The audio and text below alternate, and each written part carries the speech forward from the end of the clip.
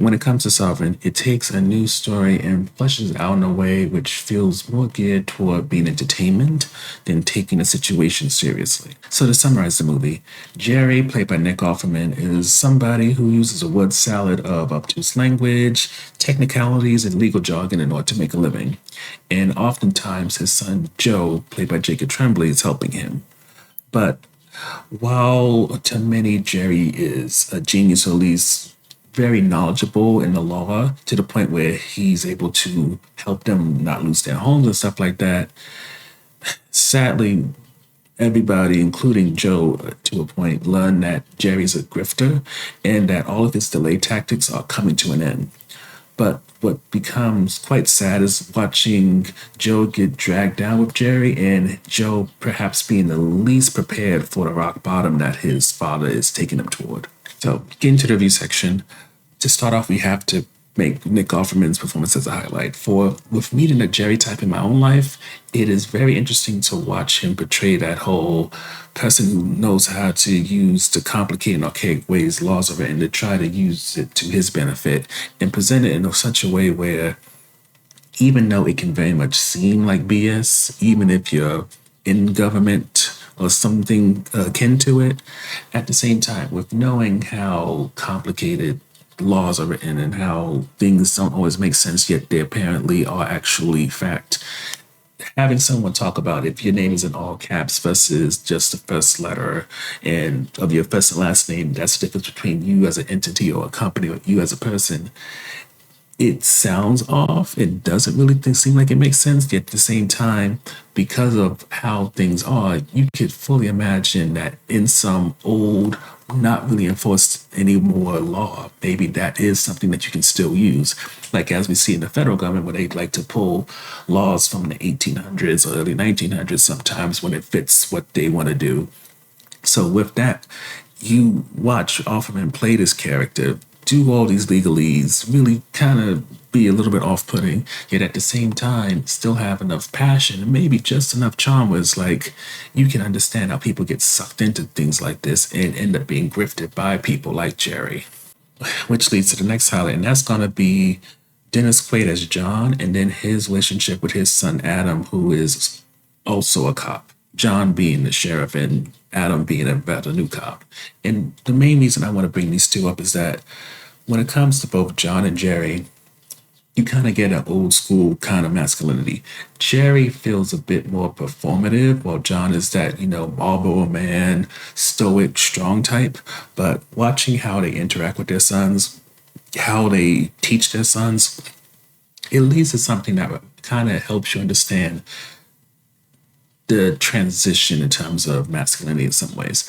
John is somebody who's a solid dude, maybe a little bit too quiet, maybe a little bit too rough.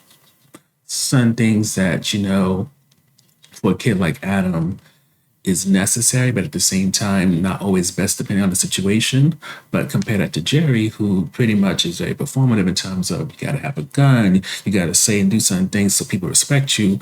But the way that Jerry operates is less of a form of, people giving you respect versus demanding respect. And what Jerry is demanding, while John is give, because with John, you can see he earned his respect. Jerry, he is exploiting people, manipulating them into thinking that he is respectable.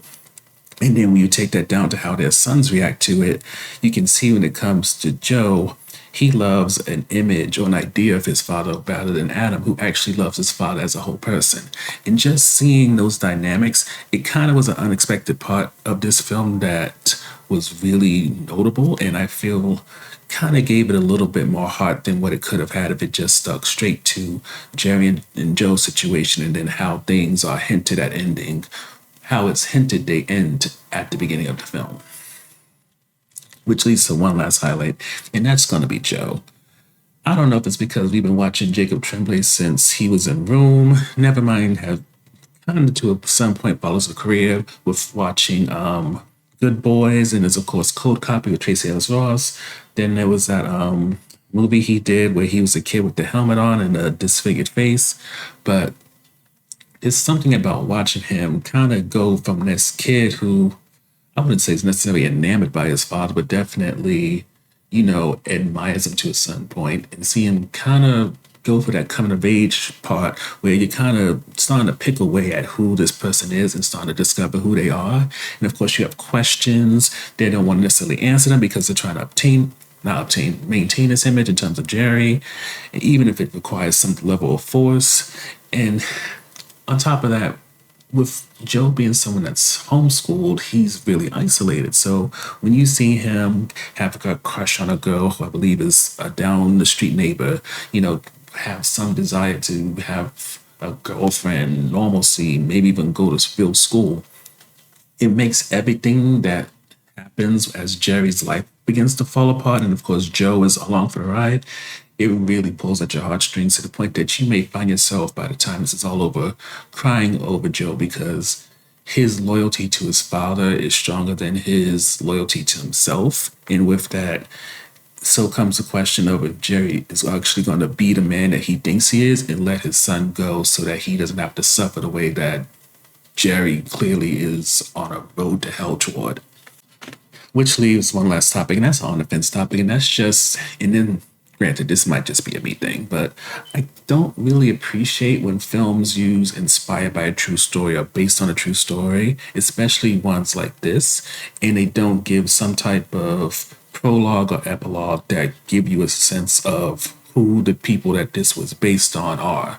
Like, we don't really get any type of means to figure out who Jerry or Joe were in real life. We don't really even get anything regarding Adam and John in terms of who they were. And for this situation especially, I get that when it comes to news articles and headlines, you don't necessarily have to say when you're doing an adaptation or inspired by, this is the source of our information. But I feel like it's disrespectful to whoever reported it, to the people who got hurt, to not give some type of sense that this was a real situation, these were real people, and keeping it without that information just makes it feel like pure entertainment that's exploitative of people's trauma and pain. But even with all that said, I would say when it comes to Sovereign, it's worth seeing, not in a notably high way, like I feel like Nick Offerman or anybody involved is going to get nominated for accolades. Maybe Dark Horse that get brought up in conversation, but as for actual winning, I can't even imagine that for like a Golden Globe or MTV Movie Award. But even with that said, I do believe that this does have a notable performance for Nick Offerman. I think for Jacob Tremblay, Dennis Quaid, this is definitely a welcome addition to their filmography. And honestly, if it wasn't for the fact, which again might just be a me thing, that they don't really decide to put in the type of time and energy just to kind of give you a sense of the true story, I feel like if they did that, I would have less issues with this, and this probably ranked maybe a few points higher, not like an 84, but maybe like an 82, 83. But again, generally speaking, most I believe will enjoy this. But for some who like to have the full details, or at least the opportunity to know what the details are, don't have to really like deep dive to find things, or which I'm starting to really hate, have it where the film keeps it real basic, so now the internet has to kind of compensate. I just of the feeling that this film could have done more to be a bit more respectful to the people who went through what you'll see if you decide to watch this.